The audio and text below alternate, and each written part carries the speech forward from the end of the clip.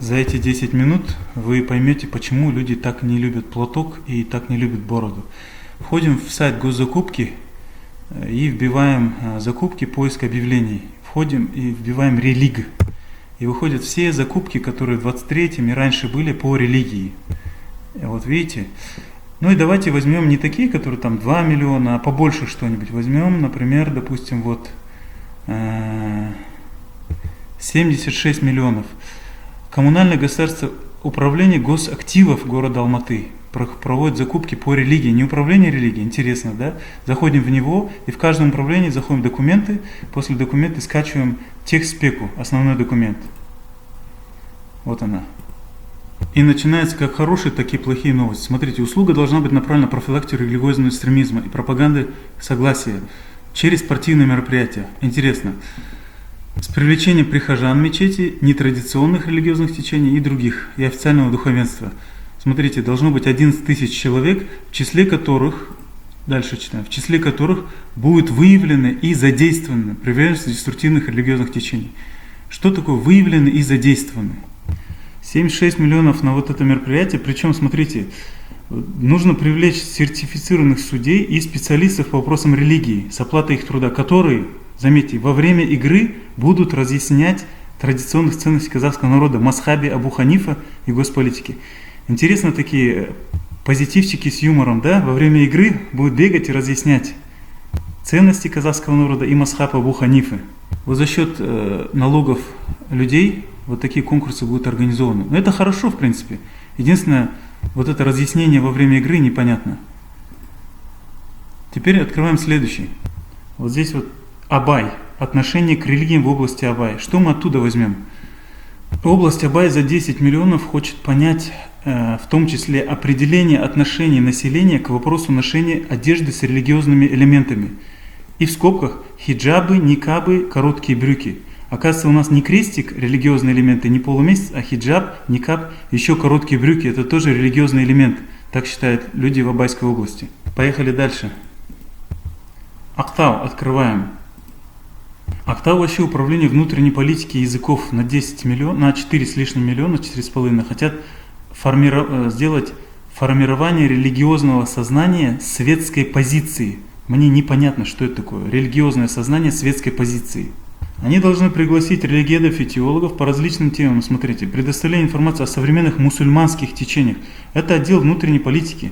А вопрос именно по всем тендерам мусульманские течения, причины распространения деструктивных учений, освещение террористической деятельности. Зачем в Актау освещать террористическую деятельность, информационной войны и терроризма, а также террористических угроз в стране и за рубежом? Зачем гражданам Актау террористические угрозы в стране и за рубежом? Более того, при подготовке видеоролика и аудиоролика необходимо получить интервью у квалифицированных имамов. То есть берем интервью у имамов, соответственно, уже государство вмешивается в религию, и заключить меморандум с Мангистауской центральной мечетью. Но самое тяжелое, что будет в конце, нужно будет сделать такие ролики, увеличение количества подписчиков и так далее в соцсетях, и сделать не менее 1700 просмотров. Это должны будут всем своим родственникам просить, чтобы просматривали, если не будет набираться. Активизировать ТикТок и так далее. Тут также есть учащихся школ, нужно учителей, учеников, студентов, колледжей, спортсменов. Ну, это как пошло, как говорится. Поехали дальше. Это все 23-й год. Давайте интересно, вот Шалқарский районный отдел внутренней политики. Шалқарский район это 30 с лишним тысяч или почти 40 тысяч жителей. Также берем техспеку в Актюбинской области. Тут вообще туши свет. Цель повышения религиозной грамотности мителей в сфере контрпропаганды. Ну ладно, казахтар кешіреді ғой, там 98% казахтар тұрады Шалқар ауданында. Теперь давайте, что в Шалқаре нужно на 8,5 миллионов? Нужно сделать адаптацию приверженцев деструктивню течения к традиционной религии. Их нужно адаптировать к традиционной религии, склонить их. Теперь нужно что сделать? Нужно организовать индивидуальные встречи с приверженцами деструктивных религиозных течений. Заметьте, этого понятия нигде нет в законодательстве. В итоге 10% членов ДРТ привлечь к традиционной религии. Вот. А вдруг они не привлекутся, вдруг они не хотят, с учетом тем более происходящих событий. Причем так нужно, что нужно пригласить специалистов и работу организовать в течение 2 дней. Это уже тяжко. Ну, поехали дальше. А, кстати, здесь, смотрите, встречи на природе, интеллектуальные состязания и так далее. За 8 с лишних миллионов на маленьких городов нормально, нехило. Исламоведы, теологи, психологи, всех подряд нужно позвать. Ну, в принципе, хорошо, будут люди общаться и будут обогащаться. И те, и те. Давайте последний маленький тоже посмотрим. Тимирский район, тоже Ахтобе. Видимо, там Жагдай Нашарихин. 10 с лишним миллионов. Ну, у них Орстеле получше здесь. Но написано, что нужно. Здесь по вызову помочь. Охватить реабилитационными работами 85% членов ДРТ. То значит, нужно какой-то список деструктивных религиозных течений членов создать. И 85% с ними личные встречи. Смотрите, состоящих в специальном списке. Очень интересно. Есть какой-то список там. Потом адаптировать 10% охваченных членов к традиционной религии. И 20% к ЦПК. ЦПК я не знаю, что это такое. В общем, нужно адаптировать их всех. Ну и везде, по всем тендерам нужно привлекать областные отделения ДУМК и так далее. Что уже противоречит и Конституции, и законодательству в области религии. Но мне здесь вот это не понравилось. Организация интеллектуальных конкурсов классно, пропагандистская работа, ну, какая бы она там, надо понять, какая она. Работа с зарубежными религиозными движениями. Я не хочу, чтобы мои налоги уходили на работу с зарубежными религиозными движениями. Вообще вы можете заходить, я призываю всех заходить на этот сайт, Госзакуп, писать конкурсы, поиск объявлений и религ написать и самим изучить все конкурсы. Я посчитал, там почти 450 почти миллионов тенге налогов на эти нужды должны уйти. Что там фигурирует? Вопрос платка фигурирует, вопрос наблюдения за людьми и вопрос пропаганды. Посмотрите, вот прошлогоднее объявление Акимат Алматы объявил крутой конкурс. Вот этот, который выиграл общественный фонд ЮСАЕД. Интересный такой фонд на 54 миллиона. Вот откуда все пришло.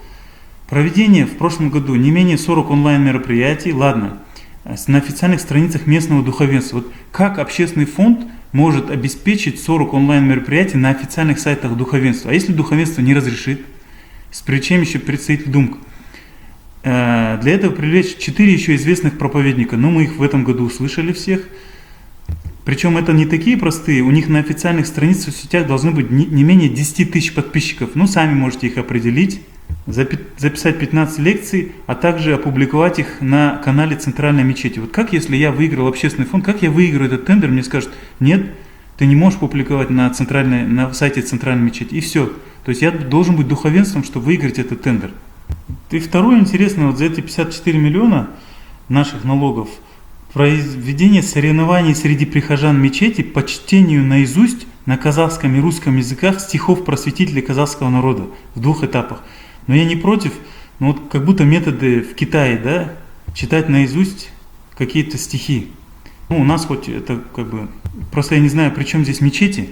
Теперь вот что в Алматы интересно, сделать по итогам каждой беседы, вот должен проводить беседы, привлекаемый священнослужитель, то есть имам, должен написать справку-объективку и предоставлять по требованию заказчика. Должен составить справку-объективку. Вот я с ним провел беседу, он такой-то человек и так далее.